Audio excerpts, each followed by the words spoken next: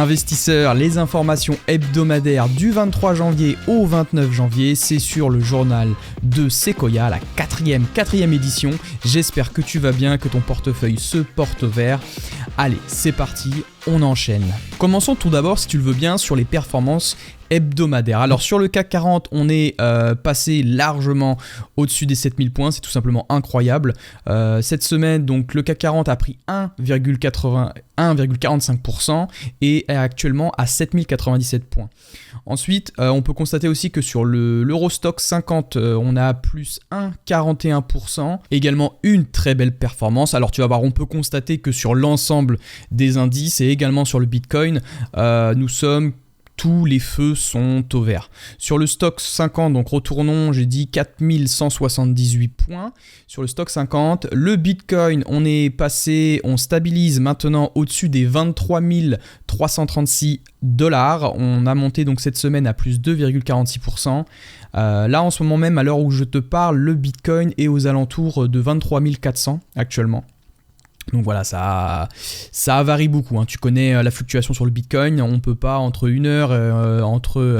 0 minutes et 1 heure, il peut se passer de gros changements. Sur le S&P 500, on est à plus 2,47% hebdomadaire, donc c'est très satisfaisant également sur le S&P 500 qui repasse au-dessus de la barre des 4070 points, ce qui est très positif. Ensuite, si nous allons sur le Fear and Greed Index, on peut remarquer qu'on est sur le haut de la jauge grid, donc les investisseurs repartent sur une psychologie haussière et c'est une très bonne news aussi pour le marché et ça fait plaisir de revoir un peu de vert parce que c'est vrai que là on commence à avoir un peu peur. Alors après rien n'est joué, rien n'est joué. Attendons encore quelques semaines, attendons aussi les taux de la Fed, la remontée des taux de la Fed.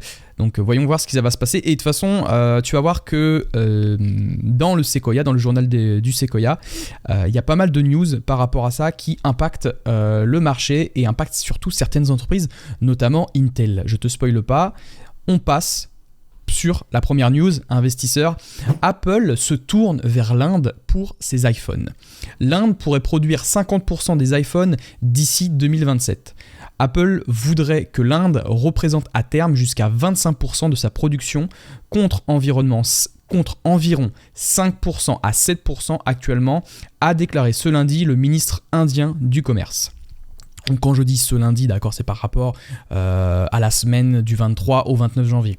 Néanmoins, de nouvelles informations font surface ce matin. Selon South China Morning Post, ce chiffre pourrait atteindre 50% dès 2027. Ce virage vers l'Inde permettrait à Apple de réduire sa dépendance vers la Chine. Alors, quand on parle de réduction de dépendance vers la Chine, c'est surtout lors de la main-d'œuvre, des coûts de production, des coûts sur les puces électroniques, sur les microprocesseurs, je cherchais le mot. Apple souhaite être moins dépendant de la Chine. De toute façon, on le voit notamment avec l'entreprise TSMC.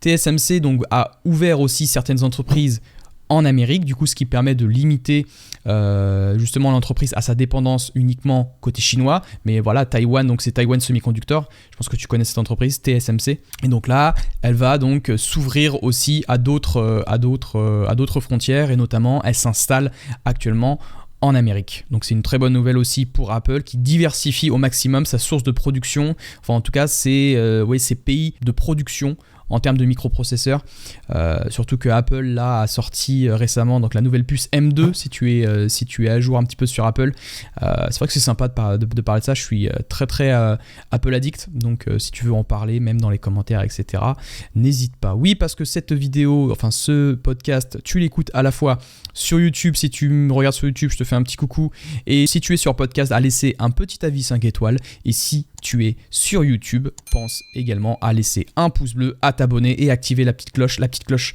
c'est super important. Allez, passons à la deuxième news croustillante. C'est sur Microsoft. Microsoft, qu'est-ce qu'elle fait ? Elle a investi sur ChatGPT, c'est officiel. Le groupe tech renforce son partenariat avec OpenAI, dont les outils d'IA vont intégrer les produits Microsoft. Elle croit plus que jamais dans OpenAI.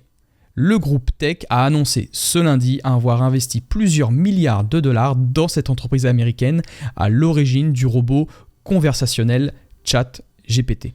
Donc ChatGPT, si tu ne le sais pas, alors tu peux même aller voir sur internet directement.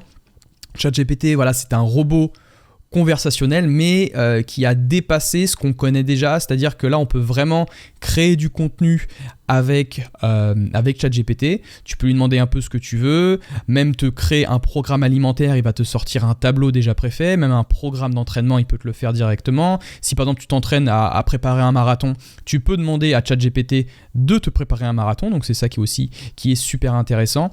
Bref, Microsoft et notamment donc tout ça fait peur à Google, et Microsoft veut prendre déjà une grande part sur ce marché avec OpenAI, surtout que ChatGPT pour l'instant est entièrement gratuit, mais le CEO a prévu notamment de le rendre payant, tu le sais bien, parce que l'intelligence artificielle, notamment ChatGPT, coûte extrêmement cher.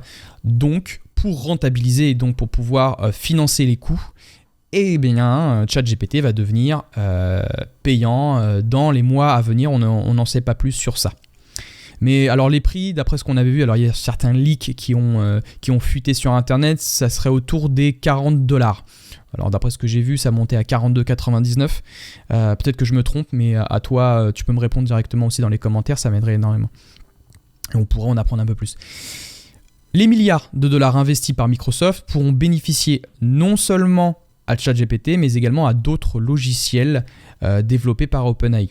Donc voilà, c'est des deux côtés où ça va être bénéfique. On passe ensuite à la troisième news. Donc là, malheureusement, ça va être un flop. Une entreprise française, Navia, tu connais certainement, l'histoire tragique et malheureuse. Pourquoi ? Pas parce que Navia, je vais t'expliquer ce qui s'est passé. Donc Navia, si tu ne connais pas, c'est une entreprise spécialiste dans les navettes autonomes. Et donc malheureusement, à l'heure actuelle, elle ne peut remplir ses obligations financières et son action pourrait ne plus être cotée. La société a connu de grandes difficultés et a accumulé des pertes ces dernières années, environ 24 millions d'euros en 2021 et 2020. Depuis son IPO en 2018, donc IPO c'est depuis son introduction en bourse, Navia a souffert tant sur le plan opérationnel qu'au boursier. Introduite en bourse à 7 euros, l'action du groupe ne valait plus que 3 centimes avant sa suspension jeudi matin.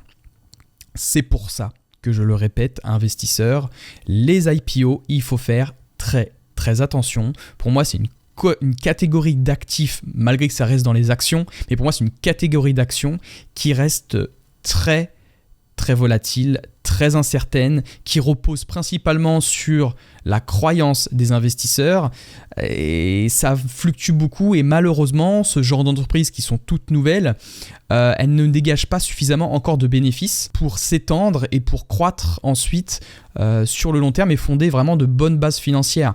Là en gros, les investisseurs qui parient sur cette entreprise c'est de la pure spéculation. En termes fondamentaux, en termes de marge nette, en termes de résultats nets, de chiffre d'affaires, on a remarqué quand même le chiffre d'affaires avait une décroissance depuis donc 2019 jusqu'à 2020, on avait une déco de façon du chiffre d'affaires, et donc ça déjà rien que ça mettait une alerte sur ce genre d'action. Donc fais attention, d'accord, par ce biais de l'innovation, c'est-à-dire rentrer sur des valeurs qui innovent de par son business model. Donc, Navia avait une très bonne idée en soi. Les navettes autonomes, c'était excellent, une excellente idée. Malheureusement, il y a certains groupes qui peuvent faire défaut, et c'est ce qu'on a remarqué avec Navia, qui est en ce moment en cours de redressement judiciaire. Donc attendons de voir un peu plus, mais malheureusement, ça sent pas très bon pour cette entreprise. Allez, reprenons un peu de couleur, retournons dans le top de la semaine, et c'est comme d'habitude LVMH qui nous impressionne, mais encore des résultats à couper le souffle. Le numéro 1 du luxe a annoncé jeudi de nouveaux résultats records en 2022 avec des ventes de 79 milliards d'euros et un bénéfice net de 14 milliards d'euros grâce à la forte hausse de l'activité en Europe et aux États-Unis.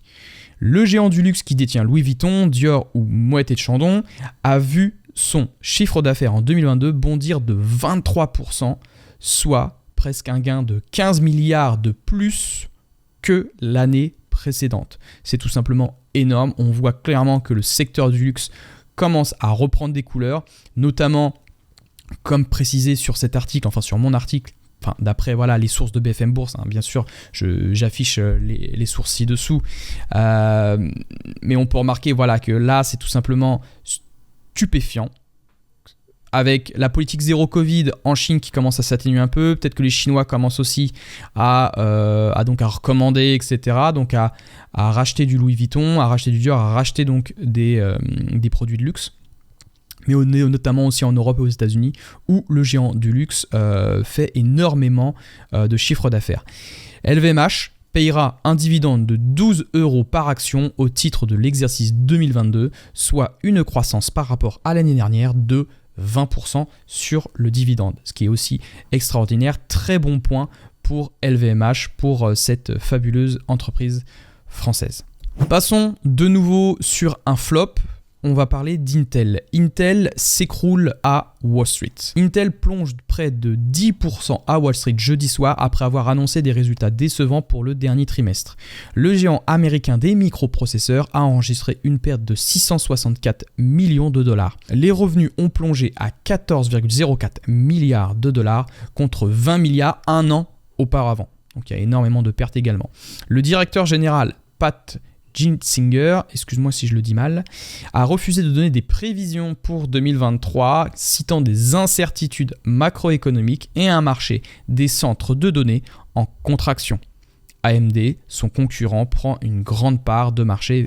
Sixième point et le point le plus croustillant, je trouve, c'est le fonds le plus performant du monde qui bat même Warren Buffett et son fonds Berkshire Hathaway. Le médaillon Fond de Renaissance Technologies atteint plus 19% en 2022. Ce fonds créé par Jim Simons reste médaille d'or depuis 1988 du fait de ses performances annuelles exceptionnelles et tu vas voir de quoi elle en cache. En 2008, lorsque le S&P 500 perdait moins 37% lors de la crise des subprimes, le fonds a gagné, accroche-toi, j'y croyais pas moi non plus, plus 82% net de frais.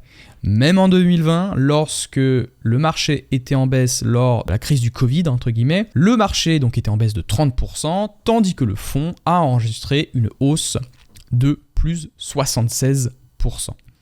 Alors tu vas me dire, Sony, comment est-ce qu'on fait pour investir dessus? Parce que là, ça me branche vraiment là. Malheureusement, pour nous, c'est pas disponible. Le fonds Médaillon est uniquement accessible aux employés actuels et anciens et à leur famille. Donc malheureusement, c'est pas disponible depuis 2005. Si depuis 2005, tu ne peux pas investir sur ce fonds, donc malheureusement, on va devoir patienter et attendre un peu. Investisseurs, le JDS, le journal de Sequoia numéro 4, se termine et se clôture pour cette semaine. Je te donne rendez-vous la semaine prochaine pour la 5e édition.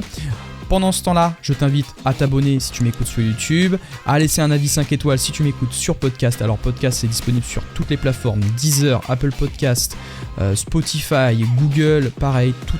Tu peux m'écouter un peu partout. Investisseur, je te souhaite de passer un très bon dimanche si tu m'écoutes ce dimanche-là, ou sinon je te souhaite une très belle semaine. On se dit à bientôt et que la croissance et le rendement soient avec toi.